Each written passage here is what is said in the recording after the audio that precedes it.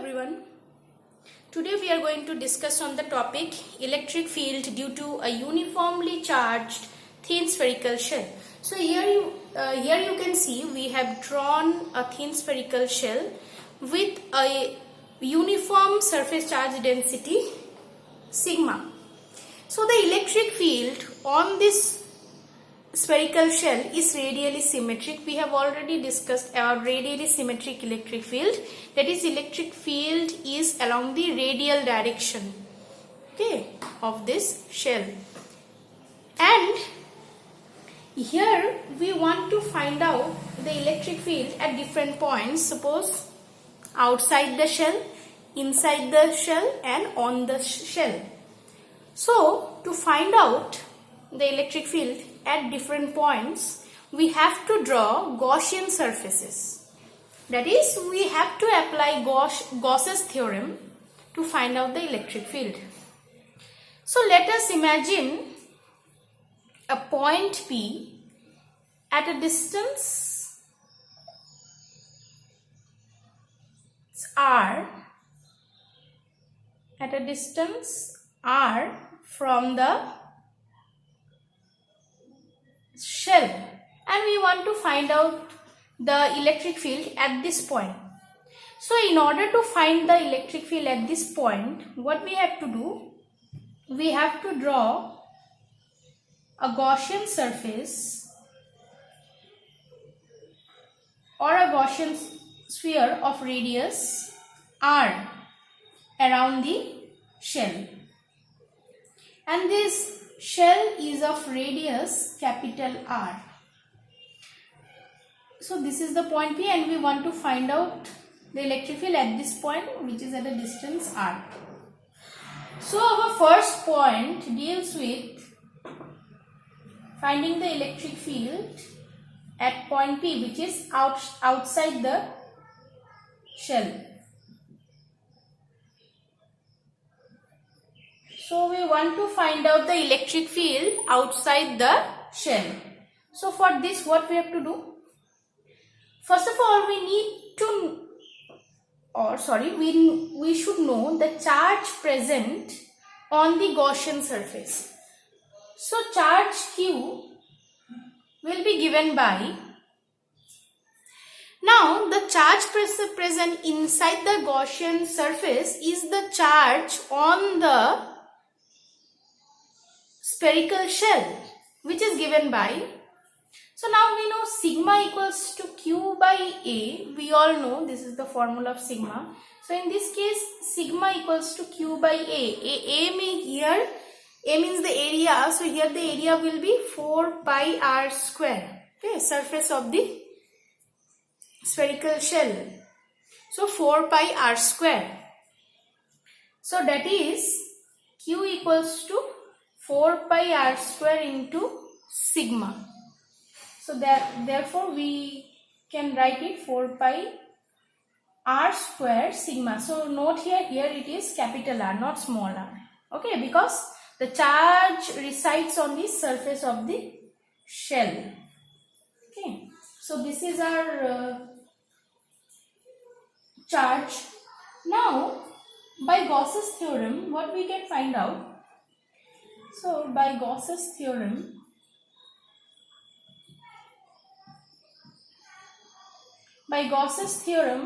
we know phi equals to Q by epsilon naught. So phi, here you see, since the field is radially symmetric, so here the electric field will be in this direction. Okay, so electric field will be in this direction, and any area, if you consider any area here, any small area here, that will be also directed along this direction only. So your flux can be given by, so cos theta will be 1 because theta will be 0. So directly we can write it will be electric field into your surface area of the Gaussian surface. So Gaussian surface is of radius r, not capital R, it will be small r, since it is the radius of the Gaussian surface. Sorry, Q we can write here as 4 pi r square sigma.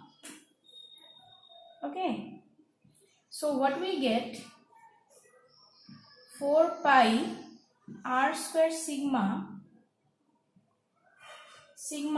by 4 pi small r square.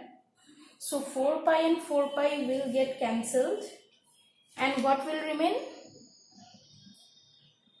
R square sigma by small r square. Okay, this is the formula of electric field. Now if you don't want to write in terms of sigma, if you want to write it in terms of Q only, so we can write it as E equals to, so here we can write in place of sigma, you can write Q by 4 pi r square. So what will remain?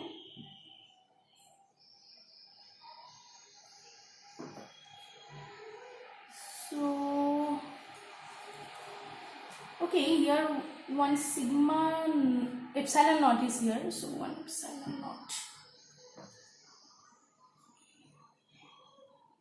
Okay, so here we can write, so r square and r square, 1 by 4 pi epsilon naught q by r square. Okay, so here this is the formula of electric field at point P. So you can see this electric field is similar to the electric field due to a charge placed at the center, or due to a point charge we can say. So here we can say that at points outside the shell, the electric field is similar to the electric field due to a point charge, or we can say that the field behaves as if the entire charge of the shell is at its center.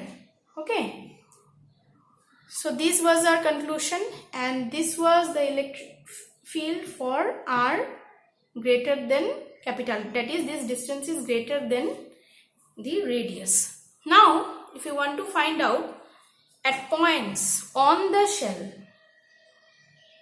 so let us erase only some portion. So here we will erase this portion.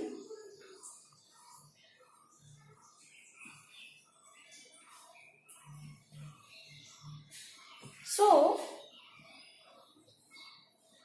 on the shell, if suppose your point P was somewhere here, okay, on the shell, suppose it was somewhere on the shell, then we have to draw a Gaussian surface here itself, and the Gaussian surface will be of radius r.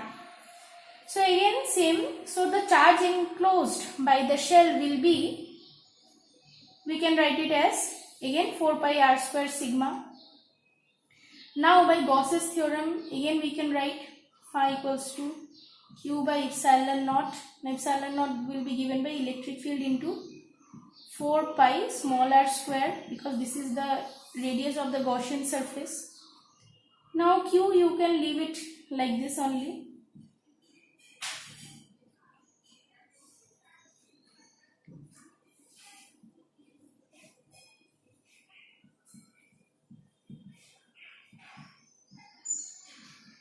Q by r square. So here instead of writing r square like this, we can also write it in this form. We can replace it with r. So we can write it like this, r square.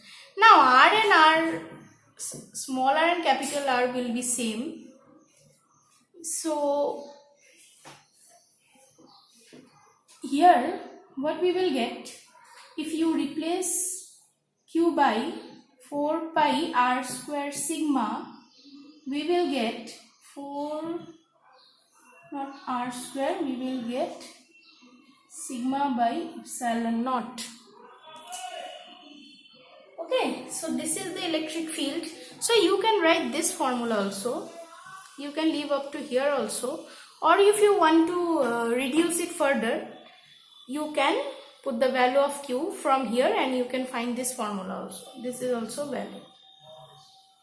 Okay, so let portion and we want to write in this form. So here this is the case for r equals to r, capital R. That is when your Gaussian surface radius is similar to the radius of the shell. Okay, and you have to assume this is very thin. This thickness is negligible. So you can consider this small r and capital R to be same. That's why we have considered it to be same. Okay, this is of very small thickness. Now, how to find out the electric field at points inside the spherical shell? So again, here we will write, sorry, the last case was B, this is case C.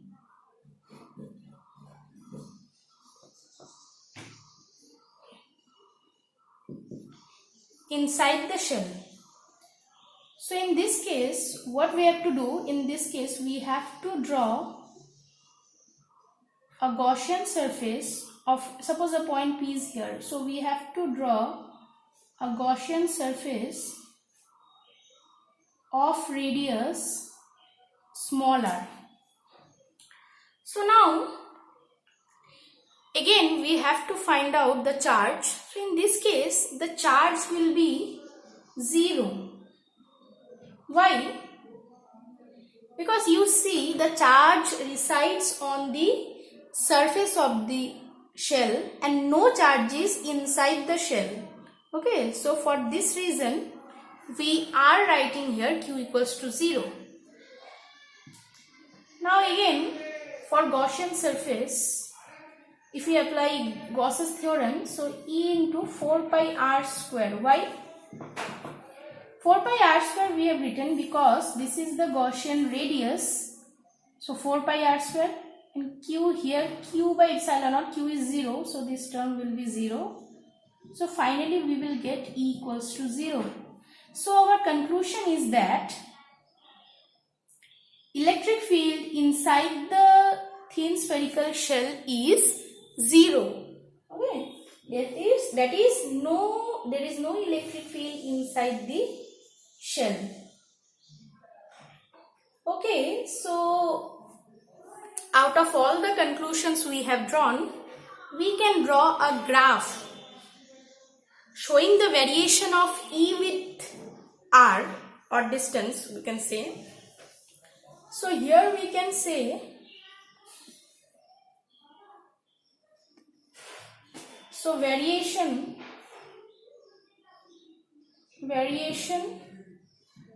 of E with R. So if we draw a two-dimensional coordinate system, let's draw a two-dimensional coordinate system, and we draw the electric shell in this manner.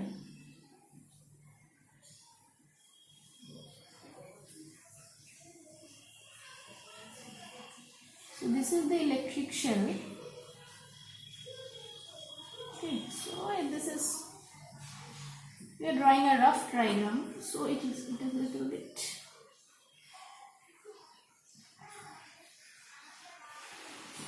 improper. Okay, so this is our structure. Here we will write E, here we will write R. Okay, so here, so this is, so inside the shell we can say there is no electric field, as we have learned inside, that is at R equals to 0 there is no electric field. Then at all the places inside the shell your electric field will be 0. So we are touching the baseline, electric field will be 0. So let us darken it little bit, that means electric field is 0. But as you reach the surface of this shell, we know the electric field is 1 by 4 pi epsilon naught Q by R square. Okay, Q by R square we know. Now, so this is the max So here the electric field will rise and will reach up to a maximum value, which is given by E equals to 1 by 4 pi epsilon naught Q by capital R square. Okay. Suppose this is this value. Okay, maximum E capital R, suppose, let us imagine. Or you can say here E2, you can say, or like that. So, next, as you go away from the surface of the shell, what you will get? You will see that electric field decreases. Okay. And how it decreases? See, electric field decreases in this manner. Okay, it depends on 1 by R square. So, it keeps on decreasing with distance. Okay, so this is your variation of electric field with R.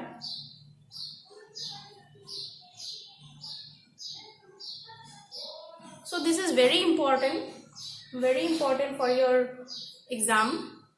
This question often comes that show the variation of E with R, and also the proof is also important, but along with this variation of E with R, this graph is also very important.